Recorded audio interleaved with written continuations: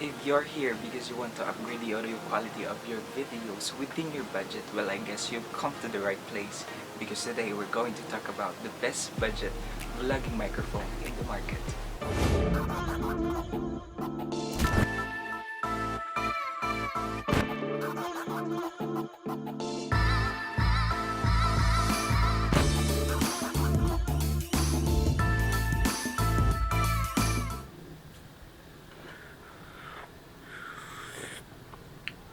Uy, dyan na pala kayo.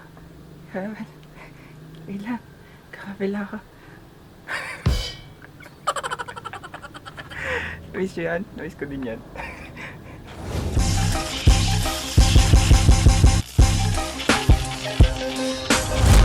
Hello guys! Welcome back to my channel. If you're new here, my name is Bill and you are watching Bill Music Vlogs. For today's video, nasabi ko nga na we're going to unbox an item that can upgrade the audio quality of your videos within your budget. I'm talking about this item that I got from Lazada during the 99 sale. And this is the BOYA by-MM1 mini shotgun microphone.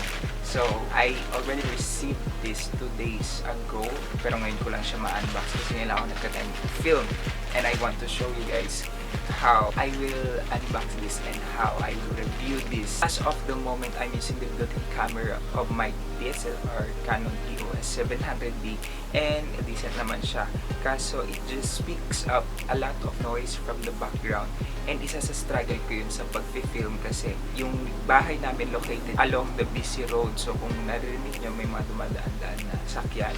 And I wanna try this noon ko pa gustong mag-upgrade sa shotgun microphone para kahit papano makancel yung unnecessary noise na naririnig sa mga videos. And kung yun din yung struggle mo, I guess this is your answer. Because, mind you, this is just a budget microphone because it cost me $836 including the shipping fee. And I believe na nagmura na siya kasi sa mga nakikita ko before I guess nasa 1,000 to 2,000 pa yung price range nito before, but now I only got this for $836 including the shipping fee.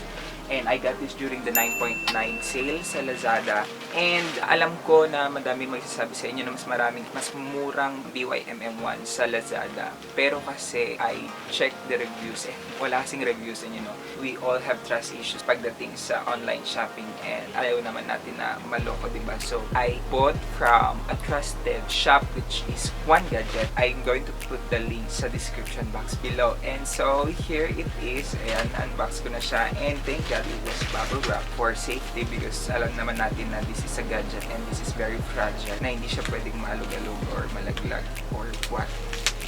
So we're going to remove the bubble wrap. Wow, nagawa mo pa magputok ng unbox ka.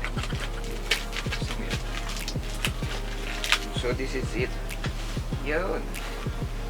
So this is the BOYA. Medyo ano yung box, pero it's okay naman, hindi naman siya ganun kagrabe. So yeah, this is the packaging, this is the product, so this is the brand, this is BOYA, and it says here it is compatible with smartphones, tablets, laptops, DSLR cameras, and your I think this is video recorder or camcorders.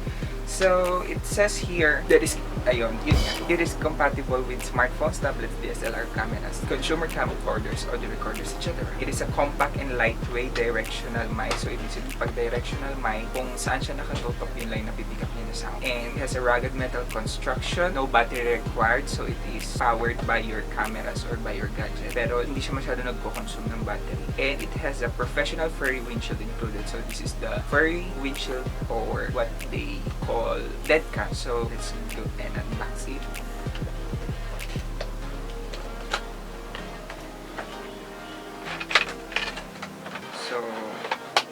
So ito siya, is the laman. It has, what is this, warranty card. Yeah, I guess kaya mas mura yung iba kasi ang alam ko walang warranty yung iba. Ito yun, warranty card and the manual that nobody reads. So medyo babasahin ko yun, baka mahirap na doon nakikita natin.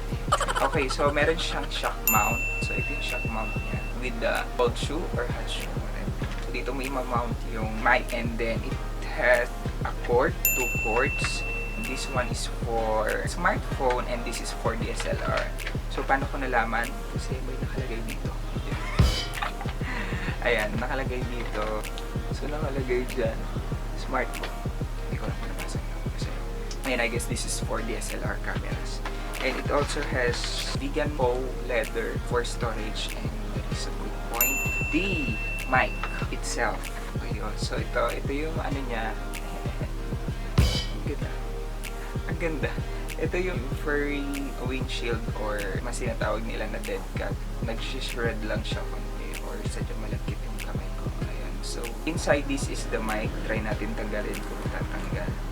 Yes, natatanggal naman siya. This is the mic, and yeah, medyo heavy duty metal naman siya, but hindi naman din siya ganun kabigat for its weight. Pero mapapansin mo na high quality metal or heavy duty metal yung ginamit. So there's the brand, BOYA BY-MM1, sabi doon. This is where you will plug your cord, and we're going to try this as well. Ngayon, we're going to check this if how does it work. We're going to set it up right now. We're just going to insert this one. So this is the shock mount. We're just going to insert it. Medyo matigas siya. But positive side yun, kasi sure na sure ka na hindi siya malalaglag sa shock mount niya. Okay, kakabit ko lang siya sa phone ko. I mean sa DSLR.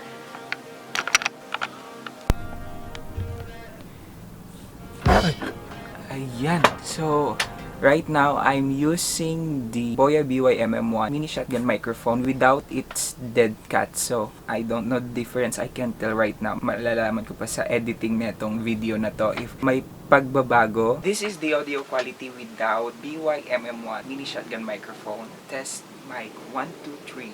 Testing mic 1 2 3. This is the audio quality with the by-MM1 mini shotgun microphone. This is without the dead cat or the furry windshield. Testing mic 1 2 3. I don't know if you can hear some background noises around. Right now, I'm going to place the dead cat. Oh yeah, right now, umuulan, so I don't know if you can hear it from the audio, yung ulan. So, dito natin matitest din if okay lang mag-film pag umuulan, tahimik pa rin ba or what. So, right now, we're going to place the dead cat. So, right now, this is the audio quality with the by-MM1 with its dead cat. So, sound check 1 2 3, mic test 1 2 3. So, I don't know if there's a difference with the dead cat or without the dead cat. And isa pa na gusto kong i-try is to film it while isisindi ko yung electric fan, because you know, a lot of us struggle to yung electric fan. Alam natin na maingay electric fan pag nagfi-film, kaya minsan pinapatay natin. Sobrang init with all the lights na ginagamit natin sa studio. Diba? Sobrang init. So, right now, naka-turn off yung electric fan. This is the audio quality of the video without the by-MM1. Right now, may electric fan sa likod mismo ng camera, so I guess you can hear the electric fan clearly right now. So I don't know if malalesen ba yung noise pag nilagay ko yung by-MM1. This is the audio quality of the video with by-MM1 attached to the camera and with electric fan behind it. So hindi ko alam kung naririnig nyo yung camera right now or somehow nabawasan siya nung wala pang microphone. So, this is the quality with the electric fan. So, I guess pwede na ako mag-film with the electric fan while hindi naririnig yung mga background noise. And one thing more, yung polar pattern na mic na to is cardioid. Ibig sabihin, pag cardioid, from the word cardio, wow, may pa-etymology. From the word cardio, which is heart, so yung polar pattern niya is pa-heart. That's why it picks up, hindi naman, it doesn't pick up noise from behind it, pero it lessens. Konti lang yung napipick up niyang noise sa likod nung camera. So, pa-hard siyang ganyan, mas napipick up niya yung sound na nagmumula sa harap niya. Kaya tinawag din siyang directional microphone kasi yung nasa harap niya lang yung napipick up niya. So, I don't know if napipick up niya yung sound ng electric fan sa likod niya ngayon or it just lessens it and all the background noises. And one thing more, I want to try it with my phone kung kamusta yung quality niya, because I guess maybe a lot of us right now, wala naman talagang camera, hindi naman talaga DSLR ang ginagamit sa pag-film. Most most of us, yung phone lang din yung ginagamit sa pag-film. So right now, I'm going to use it with my phone. And my phone sa recording, grabe na pipick up niya. Lahat ng noise, lahat ng sound, kahit yung mga hindi mo naririnig na sound ay napipick up niya. So pwede mong pag-chismis, tatakat mo lang sana sa kapitbahay. May pipick up niya yung pinag-uusapan. Joke lang. So I'm going to put this on my phone right now. Ayun, so right now, I'm filming with my phone using the mic na BY-MM1 connected to my phone, and I don't know the audio quality right now kung maganda ba or what. Sound check 1, 2, 3. I'm filming with my phone. Wala pa akong stand tsaka yung lalagyan neto. So hawak-hawak ko lang siyang ganyan. So this is the quality of my phone video with the BOYA. So try naman natin na wala, so para makita natin yung difference. So this is the audio quality of my phone without the BY-MM1 microphone. So I guess hindi ko, so comment down below kung sa inyo mas maganda kung meron ba netong camera o I mean netong mic or wala. So ulit natin siya. Ayan, so this is the audio quality with the BY-MM1 shotgun microphone. So pwede ba natin siya magamit sa phone, or saan ba siya mas maganda sa SLR or what? And I guess I can also record covers with this mic kasi dito ako sa GarageBand nag-edit. So baka malay natin pwede tayong gumawa ng song cover using the BY-MM1, and I'll try to make one and I'll upload this para alam niyo yung audio quality using this budget shotgun microphone. So that's it for today's video. We're done unboxing and reviewing the BOYA BY-MM1 mini shotgun microphone, one of the best budget microphone in the market. So if you like this review, if you find this very helpful and informative, please do like this video, click the like button below, and if you're new to my channel, don't forget to subscribe, and join the family. Comment down below kung may mga suggestions pa kayo na videos for this channel. Kung may gusto pa kayo i-unbox, basta kaya ng budget natin. Pang budget lang tayo ngayon dahil, you know, wala tayong allowance ngayon. So this is the review of the BOYA BY-MM1 microphone. I hope you like it. I hope you have a great day. This is stay safe. Please wear your mask, your face shield, and always wash your hands. Bye!